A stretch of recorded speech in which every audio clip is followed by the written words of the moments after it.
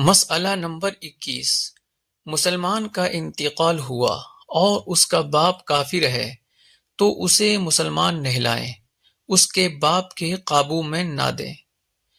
کافر مسلمان ہوا اور اس کی عورت کافرہ ہے تو اگر کتابیہ ہے یعنی آسمانی کتاب پر ایمان رکھتی ہے جیسے توریت و زبور و انجیل، تو وہ عورت نہلا سکتی ہے، مگر بلا ضرورت اس سے نہلوانا بہت برا ہے۔ اور اگر مجوسیہ یا بت پرست ہے اور اس کے مرنے کے بعد مسلمان ہو گئی تو نہلا سکتی ہے، بشرطے کہ نکاح میں باقی ہو، ورنہ نہیں۔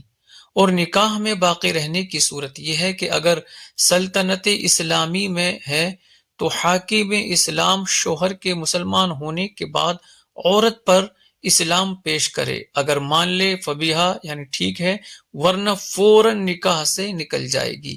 اور اگر سلطنت اسلامی میں نہیں تو اسلام شوہر کے بعد عورت کو 3 حیض آنے کا انتظار کیا جائے گا، اس مدت میں مسلمان ہو گئی فبیہا، ورنہ نکاح سے نکل جائے گی۔